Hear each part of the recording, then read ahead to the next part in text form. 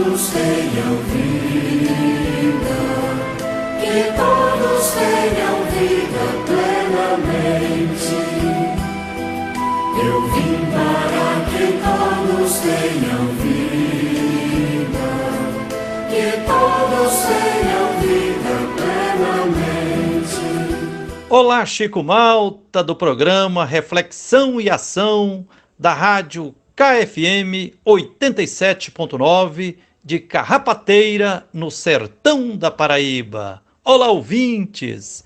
Quem está falando aqui é Frei Gilvander Luiz Moreira, da Comissão Pastoral da Terra, do Centro Ecumênico de Estudos Bíblicos, CEBI, e das Comunidades Eclesiais de Base de Minas Gerais. Falo direto de Belo Horizonte. Cumprimento também a diretoria da Associação de Desenvolvimento Comunitário de Carrapateira e seus associados, e parabenizo a todos da diretoria pelo bom trabalho à frente da rádio comunitária KFM.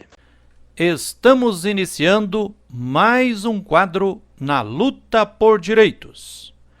Qual é a espiritualidade da Semana Santa, especialmente em tempos de pandemia do coronavírus? No domingo de Ramos, celebramos a entrada em Jerusalém de Jesus, montado em um jumentinho, com seu movimento popular religioso. Se anunciassem que Jesus e seu movimento entrariam em Jerusalém, a entrada seria proibida pelas forças de repressão do governador Pilatos. O Evangelho de Mateus nos informa que essas pessoas festejavam gritando: Hosana, o filho de Davi! Hosana no mais alto do céu! A palavra hebraica, Hosana, nos soa como uma exclamação, como se fosse viva, viva!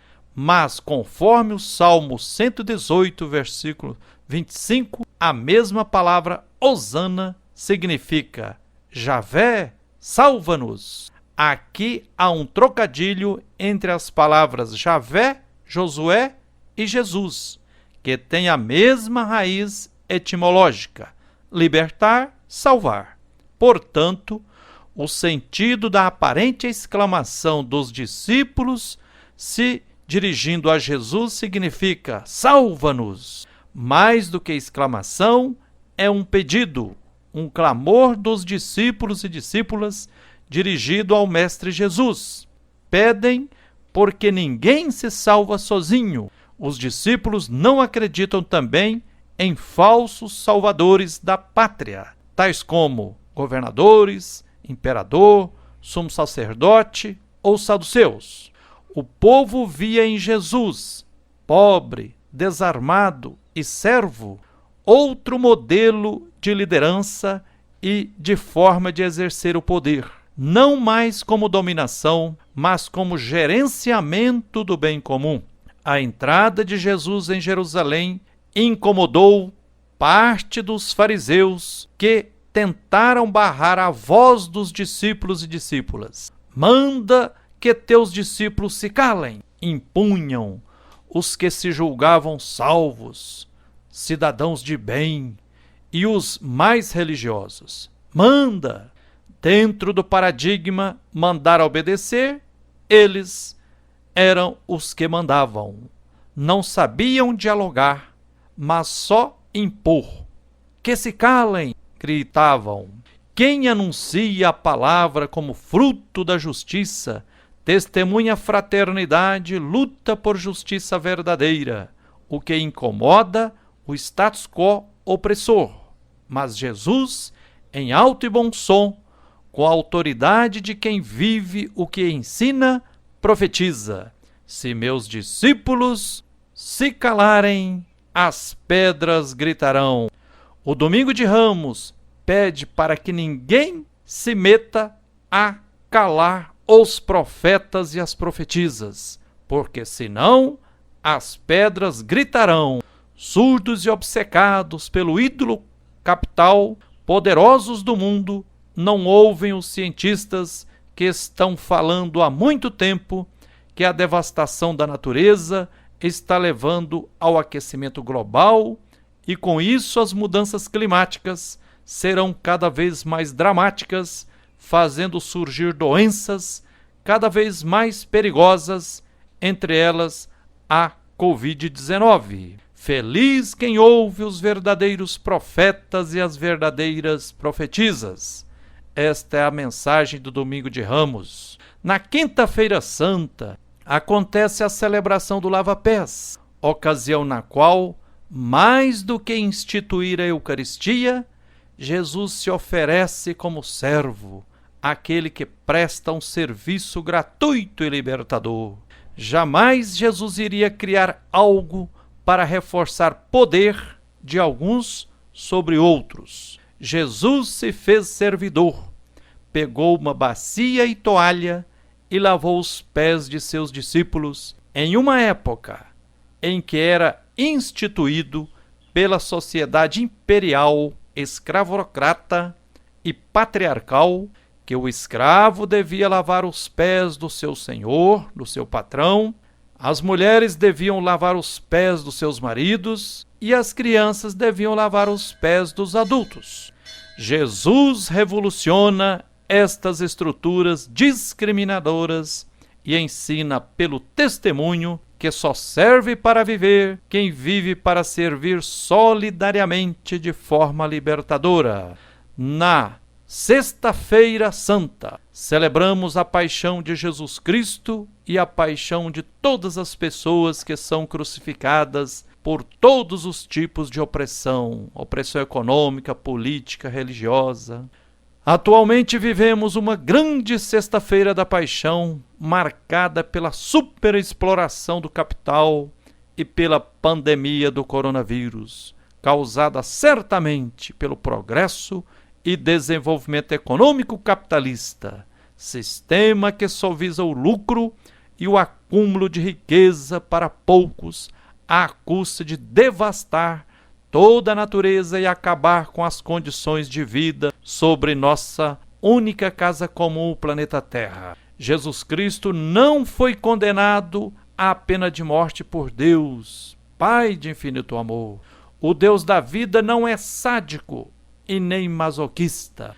Também Jesus não foi morto na cruz simplesmente para nos salvar do inferno no pós-morte. Jesus foi condenado à morte pelos podres poderes de um modelo de economia que sacrifica a classe trabalhadora em nome do lucro e da acumulação de capital para alguns. Jesus foi condenado à morte por um poder político imperial e autoritário que sufocava a participação popular. Jesus foi condenado também por um poder religioso ritualista e fundamentalista que usava a religião para oprimir. Entretanto, Jesus ressuscitou e, com a experiência da ressurreição de Jesus, as pessoas que o amavam também ressuscitaram, ou seja, se encheram de esperança, de amor e de coragem para seguir sendo discípulas e discípulos de Jesus Cristo, elevando para frente seu projeto de fraternidade entre todos e tudo.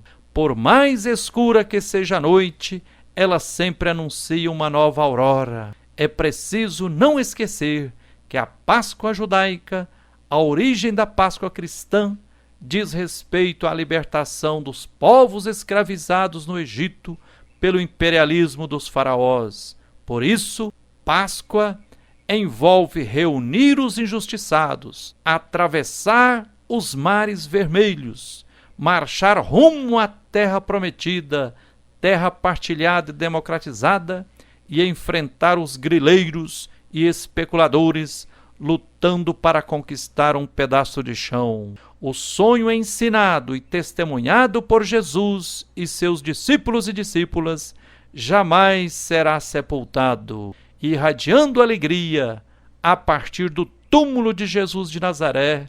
Maria Madalena saiu correndo e anunciando por todos os cantos e recantos: Jesus está vivo, ressuscitou! Bateram em ferro frio os chefes dos poderosos da religião, da política e da economia, ao pensar que, condenando Jesus de Nazaré à pena de morte, poriam um fim num movimento popular e religioso de fraternidade real, testemunhado e ensinado pelo Galileu da periferia lá da Palestina.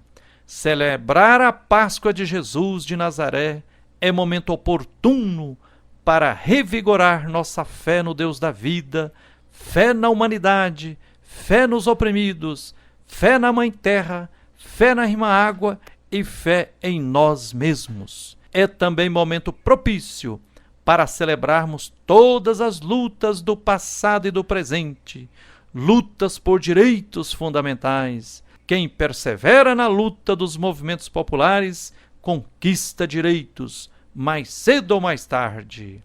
Com a ressurreição de Jesus, ficou decretado que as utopias jamais morrerão, os sonhos de libertação jamais serão pesadelos, a luta dos oprimidos e injustiçados será sempre vitoriosa, ainda que custe suor e sangue.